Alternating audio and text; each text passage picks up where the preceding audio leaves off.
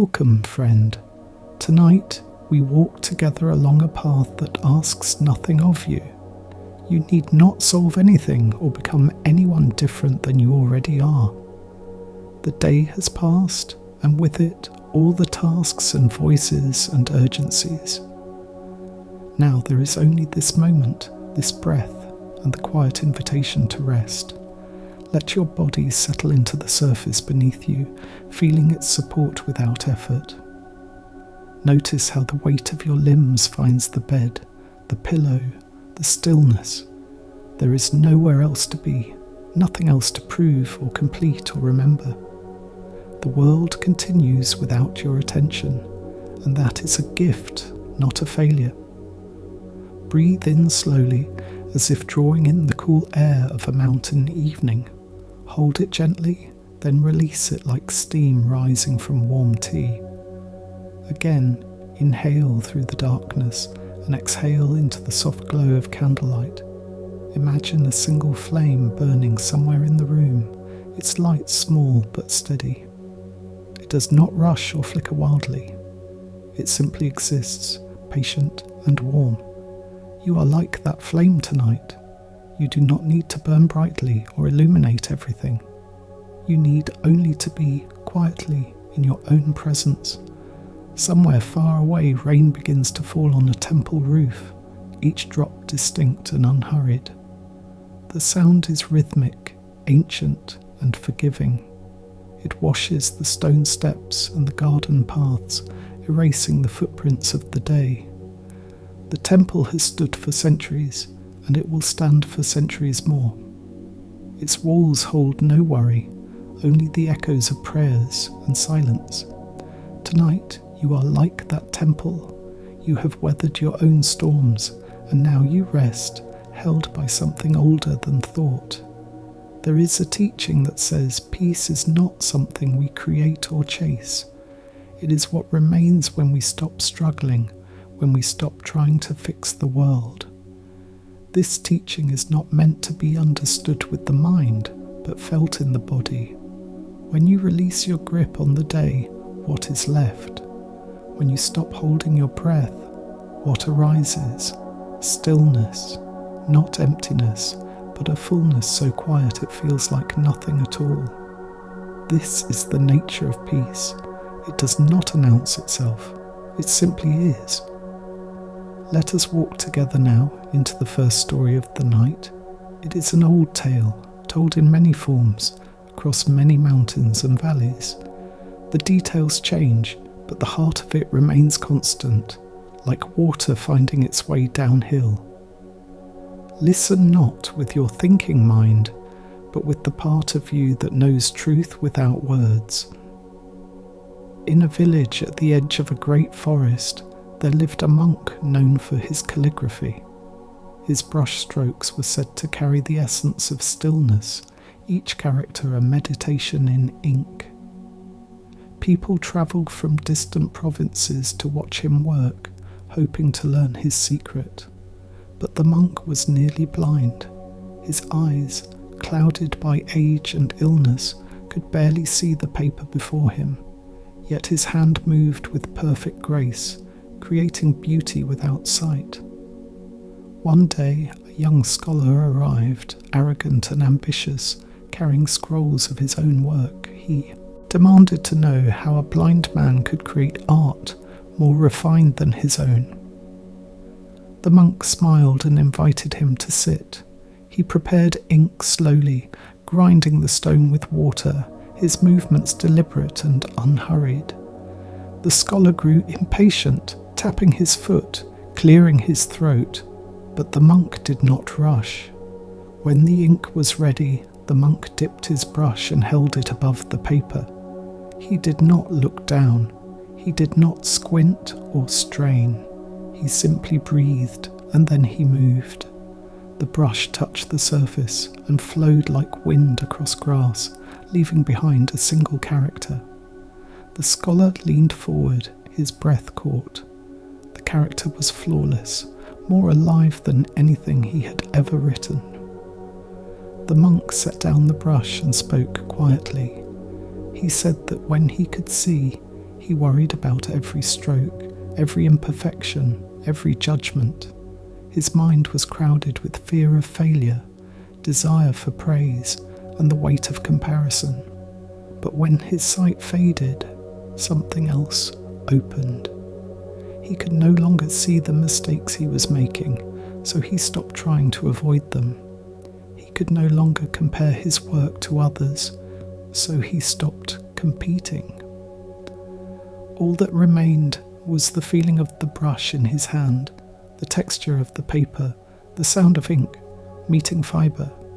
In that space, the art moved through him, not from him. The scholar sat in silence for a long time. He looked at his own scrolls, filled with careful technique and anxious precision. They were correct, but they were not alive.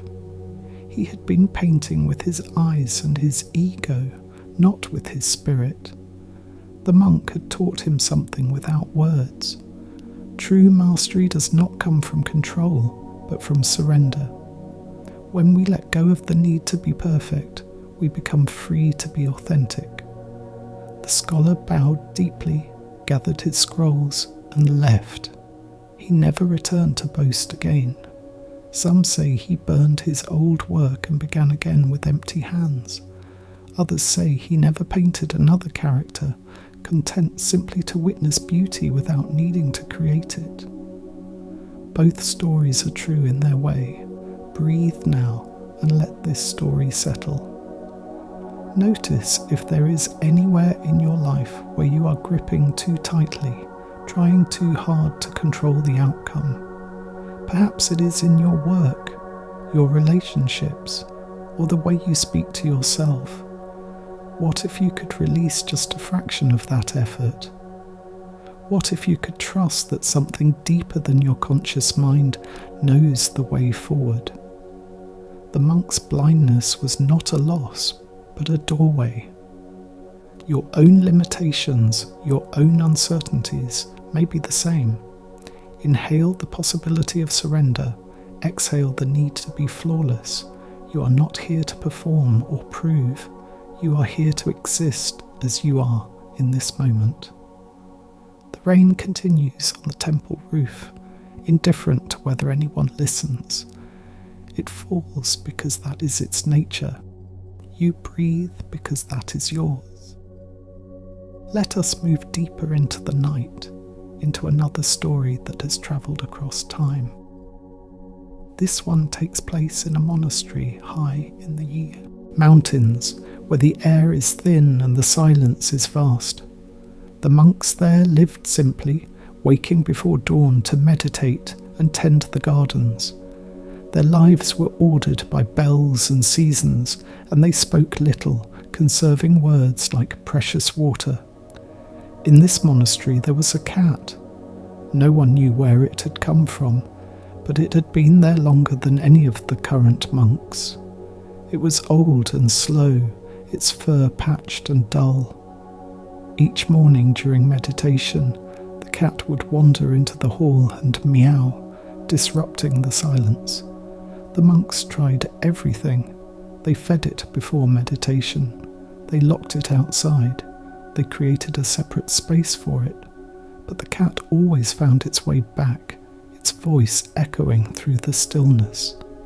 The abbot, a man known for his patience, decided the cat should be tied gently to a post during meditation.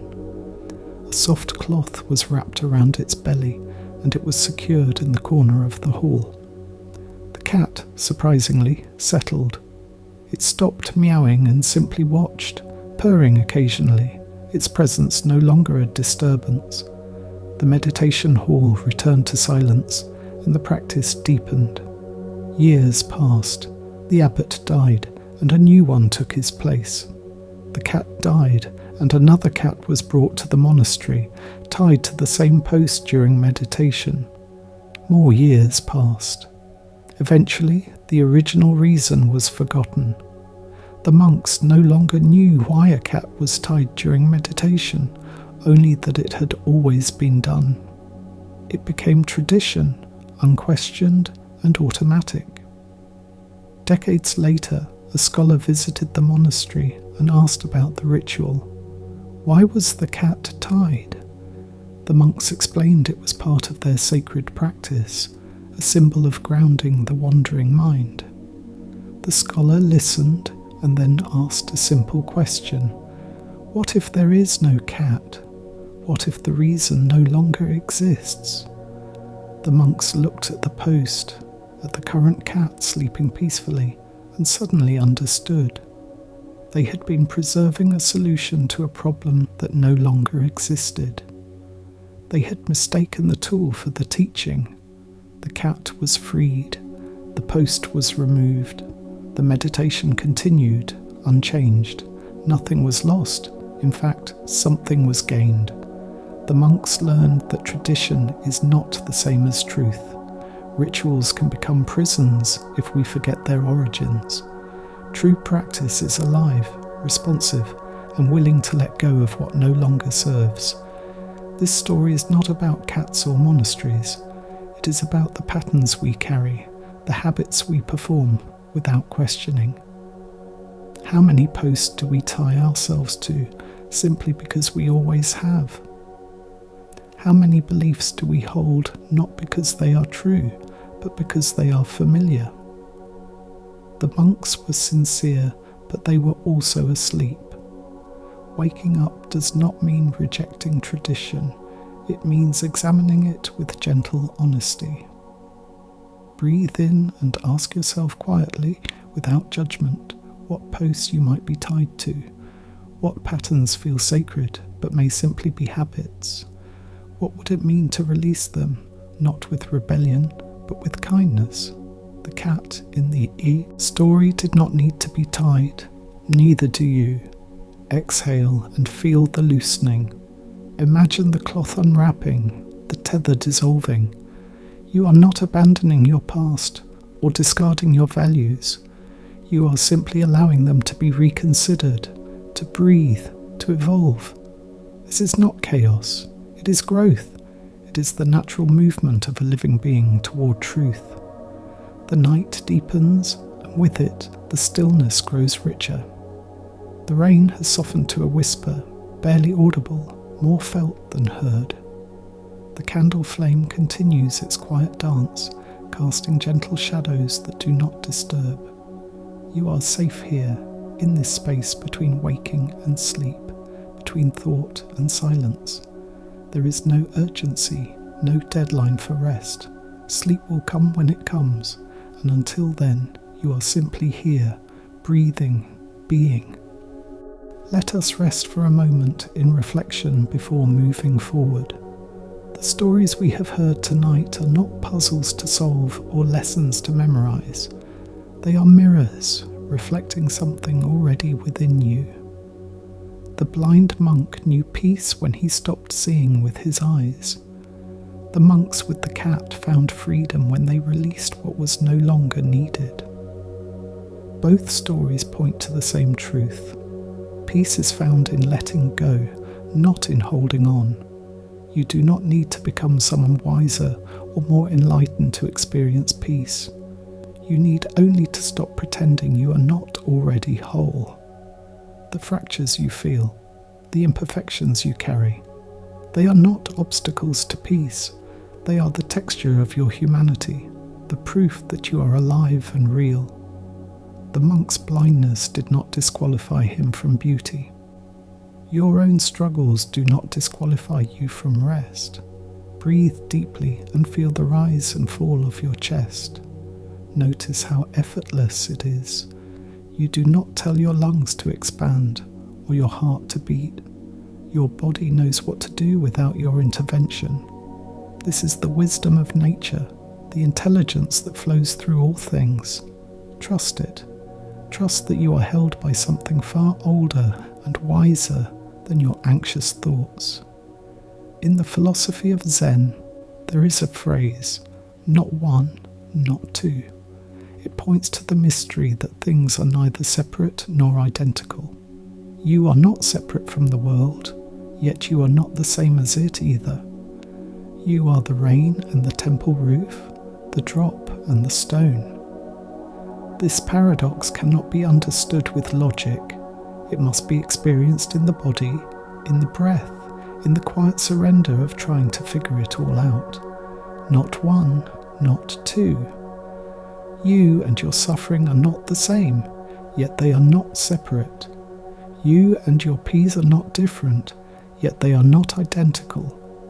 This is the dance of existence, the interplay of form and emptiness. To rest in this understanding is to release the need for answers and simply abide in the questions. Let the questions go now. Let the need to understand dissolve like sugar in warm water. The sweetness remains, but the form disappears. You are that sweetness, formless and present, woven into the fabric of this moment. The mind will try to grasp this, to turn it into knowledge. Let it try. It will exhaust itself eventually, and when it does, what remains is the simple fact of your existence, not the story of your existence, but the felt sense of it, the warmth of your body, the texture of the sheets, the sound of your own breath. We move now into a longer story, one that unfolds slowly like a scroll being unrolled across a wooden floor. There is no rush.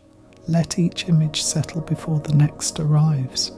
Let each word create space rather than fill it. There once was a temple at the edge of a great lake, its surface so still it mirrored the sky perfectly. The temple was home to a teacher known for her silence.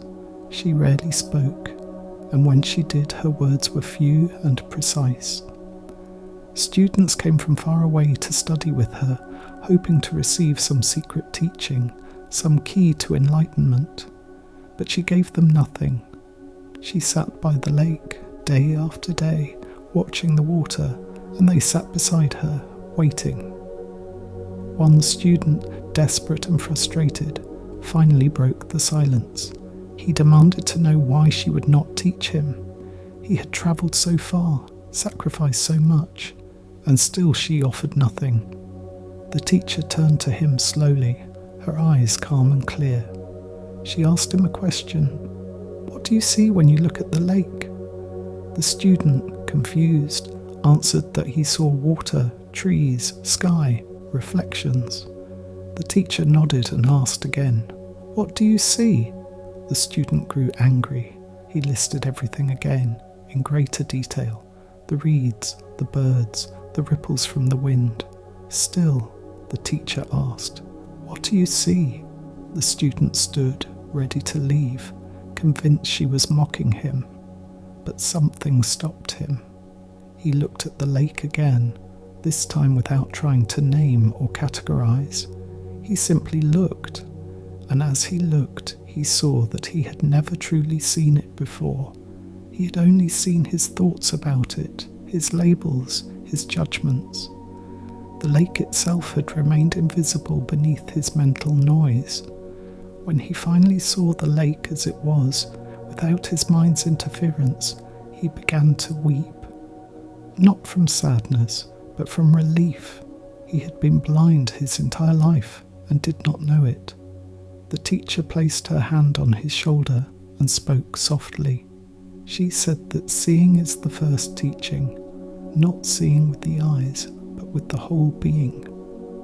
When we see clearly, without the filter of our preferences and fears, everything becomes a teacher. The lake does not teach with words. It teaches by being exactly what it is, without apology or performance. We are the same. Our true nature is not something to achieve or understand. It is something to uncover by removing the layers of confusion. The student sat down again, and this time he did not wait for teaching. He simply sat, watching the lake, learning the language of stillness. Days passed, then weeks.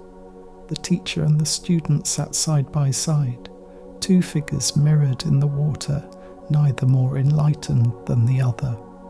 The difference was not in their understanding, but in their willingness to see. One morning, The teacher stood and walked to the edge of the water. She bent down, picked up a stone, and tossed it into the lake. The ripples spread outward, concentric circles moving toward the shore. She turned to the student and asked if he could stop the ripples. He shook his head. "Of course not." She nodded. "This," she said, "is the nature of thought. It arises, creates waves, and then settles. You cannot stop it, but you do not need to. If you try to fight the ripples, you create more disturbance. If you simply watch, they fade on their own." The student understood. He had been trying to stop his thoughts, to force his mind into stillness. But thoughts are not the enemy. They are ripples on the surface of awareness, natural and temporary. The stillness is not the absence of ripples. It is the depth beneath them, untouched and unchanging. He did not need to become still. He needed to recognize the stillness that was already there. The teacher sat again, and the student joined her. They watched the ripples fade, the lake returning to its mirrored calm. A bird flew overhead, its reflection crossing the water without breaking the surface. The student smiled. He had finally learned what the teacher had been offering all along. Not a teaching, but a presence. Not an answer, but a way of being. Breathe now and feel the depth beneath your own ripples. Your thoughts rise and fall, your emotions ebb and flow, but beneath them you remain. This is not a concept to believe in, but a reality to experience. Right now, in this moment, there is stillness inside you. It does not depend on the absence of thought or the perfection of circumstance. It simply is, like the lake beneath the ripples, vast and patient. If these teachings bring you peace, you are welcome to return whenever you wish. There is a place here for you, always, in the quiet spaces between words. You need not earn it or prove yourself worthy. It is already yours, waiting like a lantern in the dark. Let us continue deeper into the night. The stories we share are not meant to entertain or distract. They are invitations to feel, to remember, to recognize what has always been true. The next story unfolds in a garden, where the seasons turn without hesitation or regret. In a monastery garden, there was a cherry tree renowned for its blossoms. Each spring, it would bloom in a riot of pink and white, and people from the surrounding villages would come to sit beneath it. The monks tended the tree carefully, pruning its branches, protecting it from storms, ensuring its longevity. It was considered a sacred tree, a symbol of beauty and impermanence. One year, the tree did not bloom. The branches remained bare, and the monks grew concerned. They checked the soil, the roots, the bark. Everything seemed healthy, but still no blossoms came. The villagers were disappointed, some even angry. They accused the monks of neglecting the tree, of failing in their duty. The monks, troubled, consulted the abbot. The abbot, an old woman with weathered hands and kind eyes, walked to the tree and stood before it for a long time. She did not touch it or inspect it. She simply stood, breathing, listening. Finally, she turned to the monks and told them to leave the tree alone. Do not water it more than usual. Do not add fertilizers or speak prayers over it. Let it be. The monks were confused, but obeyed. Spring ended. Summer came. The tree remained bare. The villagers stopped coming. The garden felt empty, as if something essential had been lost. The monks struggled with their disappointment, their sense of failure. They had tried so hard, and still they could not make the tree bloom. The abbot watched them suffer and said nothing. She knew that some lessons cannot be taught, only lived. Autumn arrived, and the bare branches took on a stark beauty against the grey sky. The monks began to notice things they had not seen before. The texture of the bark, the shape of the branches, the way light moved through them at different times of day. Without the distraction of blossoms, the tree revealed its deeper structure, its quiet dignity. It was still beautiful, just in a different way. Winter came, and snow covered the branches. The garden was silent, white and still. The monks no longer mourned the absent blossoms. They had learned to see the tree as it was, not as they wanted it to be. They had learned that their love for the tree should not depend on its performance, its ability to meet their expectations. The tree was valuable simply because it existed, not because it bloomed. Spring returned. The tree bloomed again, more abundantly than ever before. The monks rejoiced, but their joy was different now. It was not possessive or desperate.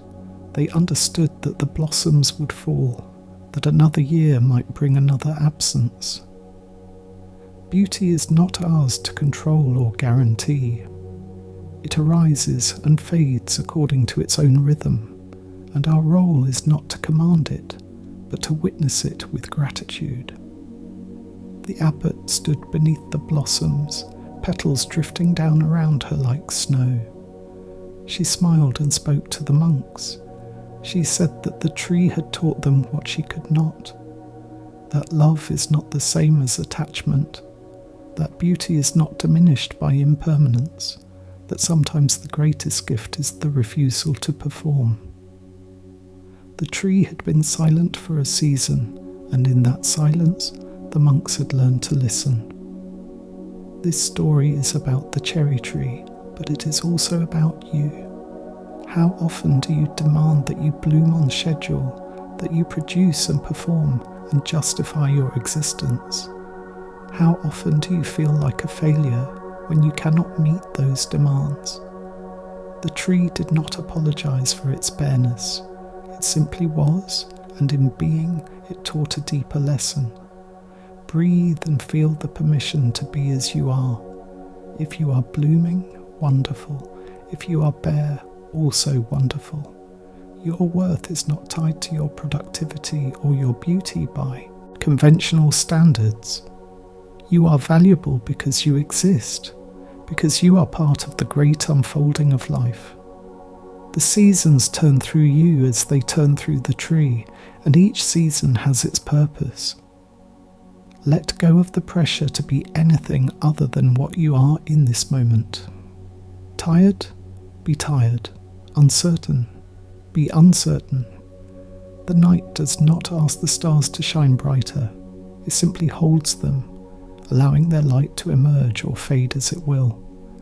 You are held in the same way, by something vast and patient, by the ground of being itself. The garden at night is a different place than the garden by day. Colours fade and shapes soften into shadow. What was distinct becomes unified in darkness. The cherry tree, the stone path, the moss-covered lantern, all merge into a single presence. This is the gift of night, the erasure of boundaries, the return to oneness. You are not separate from the darkness or the light. You are both and neither. You are the space in which they dance. Let us walk further into this space, into the dissolving self, where words become whispers and whispers become silence. There is a teaching in Zen that speaks of no self, the recognition that what we call the self is not a fixed entity, but a flowing process. You are not a thing, but a happening, not a noun, but a verb. This is not a loss, but a liberation. When you release the need to be a solid, permanent self, you become as fluid as water, as adaptable as wind. The thoughts that rise in your mind are not you. They are weather patterns crossing the sky of your awareness. Some thoughts are dark clouds, heavy with rain. Some are bright and fleeting, like birds in flight. But the sky itself is unchanged by what passes through it. You are the sky, not the weather. This is the heart of the teaching. Awareness is not something you do. It is what you are. Right now, notice the space between your thoughts. In that gap, however brief, there is pure presence. No judgment, no story, no self trying to manage the experience. Just the simple fact of being aware. This is your true nature, always here, always available, always free. It does not come and go. Only your attention comes and goes, like a flashlight beam moving across a room. The room is always there, even when the light is elsewhere. Breathe into that spaciousness. Exhale and let the boundaries soften. Your skin is not a wall, but a membrane, permeable and alive. The air you breathe was once inside the trees, the ocean, the lungs of strangers. You are exchanging yourself with the world constantly, cells dying and being born, molecules arriving and departing. Where do you begin and the world end? The question has no answer because the division is an illusion. This is not a metaphor. It is biology, physics, the observable truth of your existence. You are not isolated. You are interconnected with everything, part of a web so intricate that no thread can be removed without affecting the whole. When you suffer, the world suffers. When you find peace, the world is quieter by that measure. Your rest tonight is not selfish or insignificant. It is a gift to the collective, a moment of stillness added to the balance. Let yourself be held by this understanding. You do not carry the world alone. The world carries you as much as you carry it. The earth beneath you, the air around you, the silent presence of stars too far to see, all of it supports your existence without asking for gratitude or recognition. You are allowed to rest. You are allowed to simply be without earning it or justifying it. This is grace, unearned and freely given. The night continues its patient unfolding. Somewhere, a temple bell rings, its tone deep and resonant, fading slowly into silence. The sound does not cling or demand. It offers itself and then releases, leaving only the memory of its vibration. This is how all things are meant to be experienced, fully, without grasping. The bell does not try to ring forever. It accepts its own fading, and in that acceptance, it is complete. You are like the bell. Your life is a sound ringing out into the vastness, beautiful and brief. One day, the ringing will stop, and that is not a tragedy but a completion. The silence that follows is not emptiness, but the space in which all sounds arise and return. To fear death is to fear the silence between notes, forgetting that without silence, there is no music. But tonight, you are not asked to contemplate death or infinity. You are asked only to rest, to let the ringing of the day fade, to settle into the silence that is always here beneath the noise. This silence is not the absence of life, but its source. It is the ground from which all things grow and to which all things return. You do not need to understand it. You need only to rest in it, like a child in the arms of a parent, trusting without question. Breathe in the silence. Exhale into the stillness. Let your body release its tension, muscle by muscle, bone by bone. The jaw unclenches, the shoulders drop, the belly softens. There is nothing to defend against, no threat on the horizon. The night is a sanctuary, and you are safe within it. Let us visit one more story before the words dissolve completely. This one is brief, a whisper of a tale, told in the dark when sleep is near. It takes place on a road, narrow and winding, leading up a mountain. A traveller walks this road, tired and uncertain, wondering if the summit is worth the effort. The sun is setting, and shadows lengthen across the path. Doubt creeps in, as it always does when fatigue takes hold. The traveller considers turning back, descending to the valley where there is food and warmth and familiar faces. But something urges them forward, not ambition or stubbornness, but a quiet curiosity. What is at the top? Not what they hope to find, but what is actually there, whatever it may be. The traveller decides to take one more step, and then another, not committing to the summit, only to the next moment. As the light fades, the traveller notices something unexpected. The darkness does not obscure the path. Instead, it simplifies it. During the day, there were 1,000 distractions, views to admire, flowers to examine, thoughts about the journey. But in the dark, there is only the path itself, one step at a time.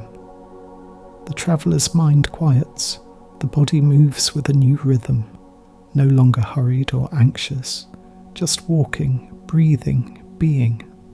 The summit arrives without fanfare. There is no grand revelation, no sudden enlightenment, just a flat space, a cool breeze, and a sky filled with stars. The traveller sits and looks up, feeling small and vast at the same time. The journey was not about reaching the top. It was about the walking itself, the slow transformation that happened with each step. The person who arrives is not the same as the person who began. The traveller does not stay long. The summit is not a destination, but a turning point. The descent will be different, informed by what was learned on the way up. The traveller stands, bows to the stars, and begins walking down. The path is the same, but the traveller is changed. And that, the story suggests, is the point of all journeys. Not to arrive, but to be transformed by the going. You are the traveller, always walking, always between the valley and the summit. You are not trying to reach some final state of perfection or peace. You are simply taking the next step, and then the next, learning as you go. The darkness is not your enemy. It is the simplification, the stripping away of distractions, the invitation to focus on what is essential. One breath, one step, one moment. The words are thinning now, like mist dissolving in morning light. There is less to say, not because the truth is exhausted, but because it cannot be spoken. It can only be lived, felt, breathed. The stories have done their work, planting seeds in the soil of your awareness. Whether they bloom or lie dormant is not for you to control. Trust the process. Trust the silence. The candle has burned low. Its flame dances smaller, casting fewer shadows. Soon it will go out, and the room will be dark. This is not an ending, but a return. The darkness is where you came from, and where you will go. It is home, the womb of all things. Do not fear it. Let it wrap around you like a soft blanket, warm and familiar. Your breath is slower now, deeper, almost imperceptible. The body knows what to do. It is preparing for sleep, for the nightly journey into dreams and silence. You do not need to guide it. You do not need to do anything at all. The day is over. The stories are told. All that remains is the gentle descent into rest. Let your thoughts drift like leaves on a stream, moving away from you without effort. If one catches your attention, watch it pass. Do not follow it downstream. Remain here, on the bank, witnessing without involvement. The stream will carry everything away eventually. All worries, all plans, all identities. What remains is the simple awareness of being, the presence that was here before the first thought and will remain after the last. This presence is not yours. It does not belong to you. You belong to it. You are a temporary expression of it, like a wave belonging to the ocean. The wave rises and falls, but the ocean is unchanged. You rise and fall, but the awareness remains, eternal and still. Rest in that knowing, rest in the ocean of being. The night deepens. The rain has stopped, leaving only the sound of water dripping from eaves, a slow and steady rhythm. Drip, pause, drip, pause. It is hypnotic, this sound, more felt than heard. It marks time without urgency, each drop a small ceremony of release. You can feel your own release happening, layer by layer, thought by thought, until nothing is left but the bare fact of existence. This is the peace that was promised, not earned or achieved, but recognized. It was always here, beneath the noise, beneath the striving, beneath the endless attempt to become someone worthy of peace. You are already worthy. You always were. The stories were not meant to teach you this. They were meant to remind you, to point you back to what you already know in your bones. The breath continues in and out without your direction. The heart beats, steady and sure, asking nothing of you. The body rests, held by the earth, supported without question. You are so deeply held by forces seen and unseen, by the gravity that keeps you grounded, by the air that fills your lungs, by the darkness that surrounds and protects. You are not alone. You have never been alone. Let go now of any remaining effort. Let go of listening, of understanding, of trying to stay awake. Sleep is not a failure. It is a gift, a natural movement into the mystery. The words will continue for a moment more, but you do not need to hear them. They are like the rain, falling whether or not anyone is listening, offering themselves to the earth without expectation. The stories, the teachings, the reflections, they all point to the same truth. You are not separate from life. You are life itself, looking at itself, experiencing itself, resting in itself. The separation was always an illusion, a trick of perspective. When you let go of the illusion, what remains is oneness, not as a concept, but as a lived reality. You are the breath and the breather, the thought and the thinker, the peace and the one seeking peace. There is no seeker, there is only seeking. And when the seeking stops, when the effort ceases, there is just this, just the moment, unadorned and complete. Nothing needs to be added or taken away. Nothing needs to be fixed or improved. This moment, as it is enough. You, as you are enough. The perfection you seek is not in the future. It is here now, hidden only by the belief that it is hidden. The candle flickers one last time and goes out. The darkness is complete, but it is not empty. It is full, rich, alive with potential. The darkness is the canvas on which all light appears. Without it, there would be no stars, no dawn, no candle flame. The darkness is not your enemy. It is the ground of your being, the space in which you exist. Welcome it. Let it hold you as you drift, weightless and free, into the arms of sleep. The breath slows further, almost stopping, then resuming, a tide governed by something beyond your control. Trust it.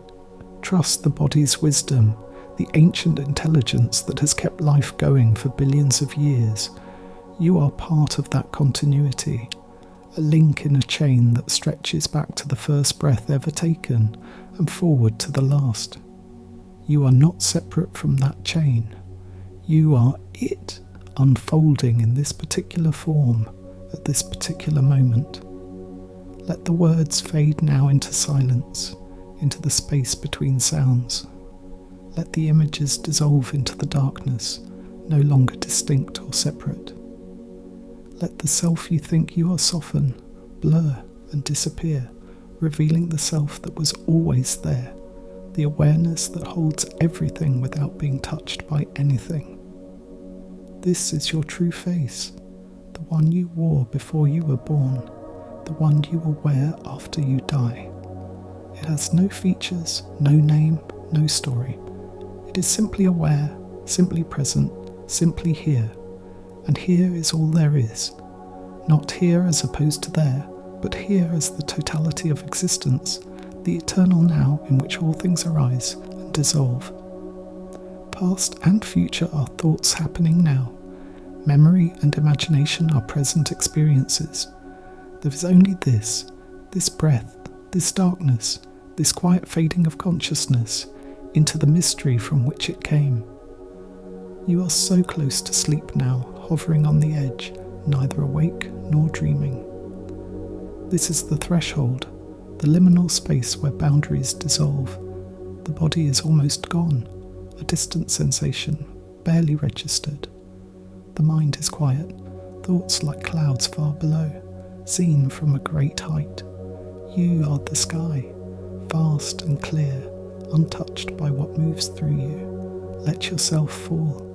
There is no ground to hit, only the infinite softness of being.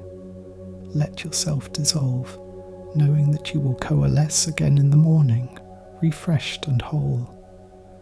Sleep is not a death but a return, a nightly homecoming to the source. You have done this 1,000 times, and you will do it 1,000 more. It is safe, it is natural, it is the rhythm of life. The world continues without you, and that is okay. The stars burn, the earth turns, the rain will come again. Life does not stop when you sleep. It simply goes on, as it always has, patient and indifferent.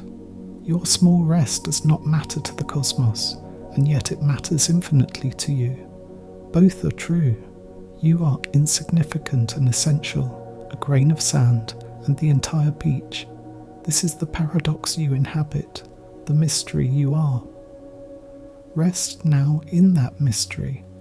Do not try to solve it or understand it. Let it be as you let yourself be. The night is deep and quiet, and you are part of that quiet, woven into its fabric.